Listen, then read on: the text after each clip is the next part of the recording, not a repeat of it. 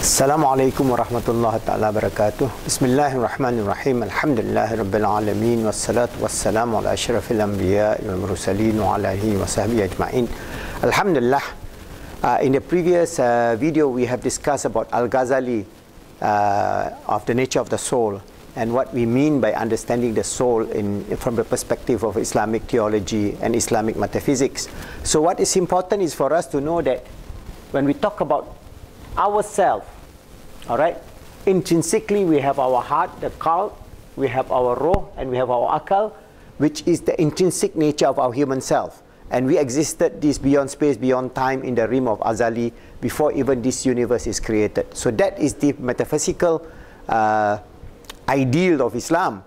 And this is being brought about by the message that Rasulullah SAW received from Allah subhanahu wa ta'ala, which is in the Quran, and then the Hadith and the Sunnah, and the works of all the great Imams and scholars that carry this understanding up to today. So when we live in this physical realm, we have this jasad. Alright, so we have the qalb, the ruh, the akal, and the jasad. And this jasad lives within the physical realm, and our spiritual realm is also existent with us. So we have a realm in which we are both a spiritual being living in a physical world. So that is the basis of Islamic metaphysics, and that is the basis of understanding our existence on this earth, and also the perennial question of what is the nature of consciousness. So I will go to the next level where we can discuss these two approaches, because before we can even go into the concept of therapy, for example, we talk about cognitive behavior therapy. What is a foundational basis of CBT? CBT is based on this idea of material science. That means when we talk about the nature of consciousness in the brain. So for CBT, there is nothing beyond the brain. It's your brain, everything that you live by, I think that you die and that's the end of it. There's no such thing as a continuation of life after death. There's no such thing as a greater power, a greater consciousness, universal consciousness, the absolute intelligence, which Allah subhanahu wa ta'ala is our creator. So they don't have that idea. That idea is just material science. So CBT model is that if you probe the neuron and then you do some tests, whether you do by surgery or by electromagnetic or by drugs, you modulate the neurons, and then you can see what are the actions, and then from the response, the cause and effect, you conclude, all right, that consciousness is just in the brain, within the brain, created by the movement of your neurons, through your neurotransmitters, the hormonal change, or whether through the electrochemical processes or electromagnetic processes, and through the pathways of the neurons, you create consciousness. So this is this one school of thoughts based on what? Based on secularism and atheism. So can we Muslims accept that? We can't. No doubt they have a lot of empirical evidence of successful therapies within CBT, but that is, as I mentioned earlier on, before that, was they are able to do in terms of the cognitive dissonance, because CBT is cognitive behavior therapy. So they are able to link the cognitive aspect and the behavior aspect and put it into a therapy, and yes, you can have some result, which is good, but they cannot solve a lot of the problems. So most of the problems within the field of psychology today is an evolving sciences. So we Muslims must then go into the jam wagon, because basically our idea is CBT is that consciousness is beyond the brain and the mind. So we have from our realm, the realm of Azali, we have our realm of our qalb, our ruh, and our akal. Okay, this is impacting our brain. So we are not saying that this is just the brain, but the universe is affecting our brain, and this universe gets its signals from the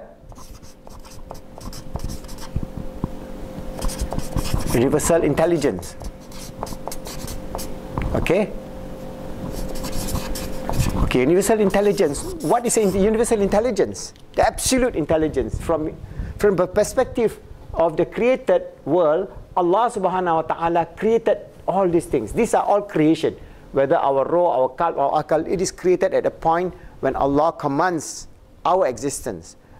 that realm is beyond space and time, and we cannot describe that. That's why in the Quran and as well as in the hadith of the Prophet, we do not dwell too much on this aspect of what and how and why, but we can understand it from its presence in our life. So the universal intelligence, some of our scholars says it is from Allah. It itself is it's a created thing. All right. Some of our scholars says this is one aspect or attributes of Allah, because Allah wills, so Allah has attributes of will. Allah is the creator, so Allah has the attributes of intelligence. So universal intelligence is a attributive aspect of Allah subhanahu wa ta'ala. So from there, our brain then receives the signal through not only our brain, but we have the heart. Okay, so we have the heart, the qalb here. So this is the akal aspect, and this is the qalb aspect. All right, the heart. So these are linked together, but they are not only linked to this, it's also linked together to our ruh. So we have this level of consciousness at 3 levels. At the level of cognitive, that is, we accept that this is cognitive, that is the level of our brain. We have the interaction between the brain and the heart, all right, which I'm going to give you a lot of research later on how this brain-heart interaction is actually creating new sciences in the field. And then we have our heart, brain, and spiritual insights through our ruh. So this ruh is then connected to what Allah has ordained upon to exist in this world. That means the universal ideas of consciousness is beyond the brain. It is within the brain insofar as aspect of cognitive is concerned, insofar as some aspects of our existence. But the reality of our existence is beyond space, beyond time, because we are a spiritual being living in a temporary physical realm. So that physical realm needs this physical body, all right? Needs this physical vehicle, that is our brain. So from here we can understand that the nature of consciousness from the Islamic perspective is beyond the brain. So if you have atheistic, secular, materialistic neuroscientists or brain researchers, or they call it this is a decade of the brain, they want to deep probe into the brain and say, okay, this is where consciousness lies, all right? That is one area in which we Muslims can refute, and we must do research on the other aspect. I mean, for positive Islamic CBT, our model is based on the reality of the soul, and this is described so well in many of the books of the ancient scholars, that this ancient knowledge can be reinterpreted within the context of modern sciences. Okay, so we have to prove our case. And how are we going to prove our case? Alhamdulillah, Muslim psychiatrists or Muslim neurologists are still very far backward insofar as understanding this nature of consciousness beyond the brain, but a lot of Western researchers in top universities in the US, in Europe, in Japan, are now working on this model, all right?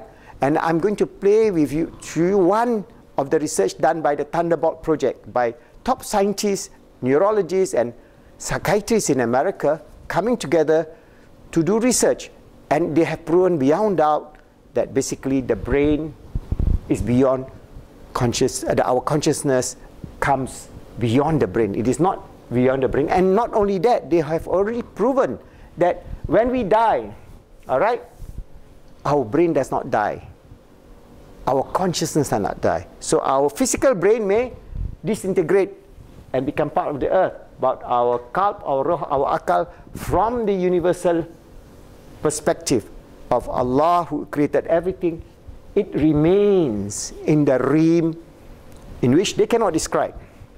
All right? And a lot of this research, unfortunately, they have no way of understanding the reality of Islamic spiritual sciences. We have these spiritual sciences which are so deep, but because they have very limited tool, one of the areas they use is using concept of trances, which in Islam we know these are connecting with supernatural beings, connecting with, for example, after death experience of so and so, so and so, so using a medium, all right, and to relate to the story of so and so, and how he lived and so on without any connection, all right, and then they can conclude statistically that there is connection between that person who has died and this person who is living, and how he can know all that knowledge and so on. So these are very, what to say, very fundamental research, very basic idea of spirituality, but you see they make it in such a big science. But it is good that they're doing it because they are coming closer and closer to understanding that consciousness is beyond the brain, and this idea of a mechanical brain,